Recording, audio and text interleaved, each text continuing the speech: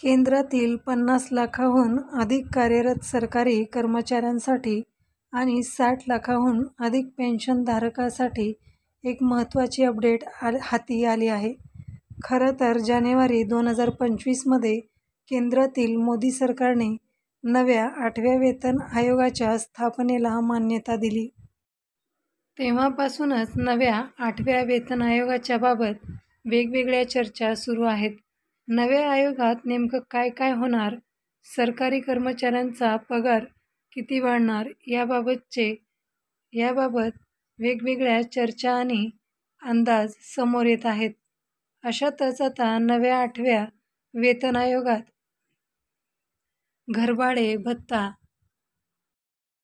संदर्भात काय निर्णय होऊ शकतो, या संदर्भातही एक महत्त्वाची माहिती समोर येत आहे. खरे तर सध्याचा 7वा वेतन आयोग 1 जानेवारी 2016 पासून लागू करण्यात आला आहे आणि वेतन आयोगाचा आत्तापर्यंतचा इतिहास पाहिला असता प्रत्येक 10 वर्षांनी नवा वेतन आयोग लागू होतो. यानुसार नवीन 8वा वेतन आयोग जानेवारी 2026 पासून लागू होणार आहे.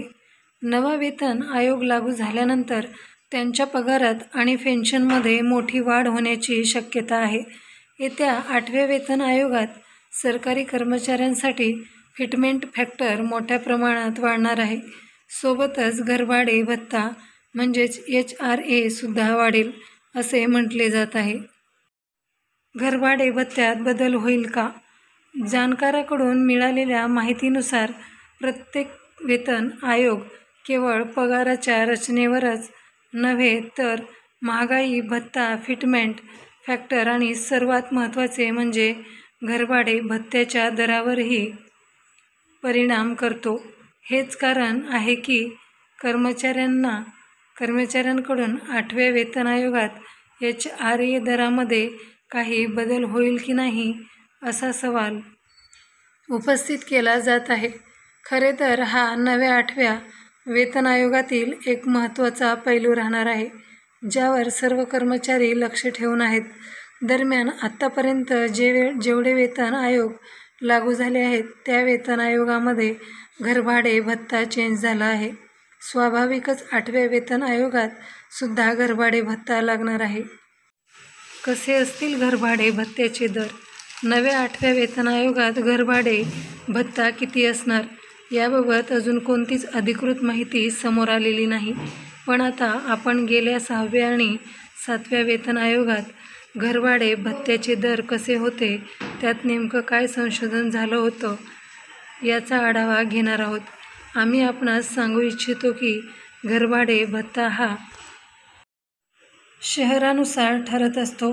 देशातील महत्त्वाची शहरे सरकारकडून X, Y आणि Z अशा 3 कॅटेगरीमध्ये डिव्हाइड करण्यात आली आहेत आणि या कॅटेगरीनुसार घरभाडे भत्ता निश्चित केला जातो. गेल्या 6व्या वेतन आयोगाच्या HRAचे दर 30%, 20% आणि 10% इतके होते. दरम्यान 7वा वेतन आयोग लागू झाल्यानंतर यात बदल झाला आहे.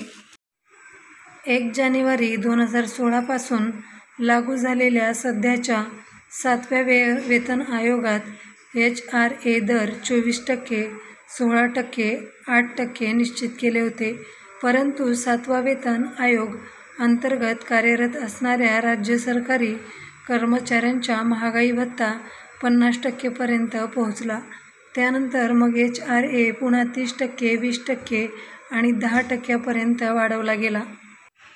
याचा अर्थ असा की HRAचे दर थेट DA आणि मूळ पगाराशी जोडलेले आहेत. अशा परिस्थितीत जेव्हा 8वा वेतन आयोग लागू होईल तेव्हा सरकार मूळ पगार आणि DA नुसार HRA दरामध्ये सुधारणा करेल अशी अपेक्षा कर्मचाऱ्यांकडून व्यक्त करण्यात आली आहे. मित्रांनो, ही बातमी गुगलवरून सर्च करून घेण्यात आलेली आहे. आपण जर नवीन असाल तर चॅनलला लाईक करा, शेअर करा आणि सबस्क्राईब करायला विसरू नका. धन्यवाद.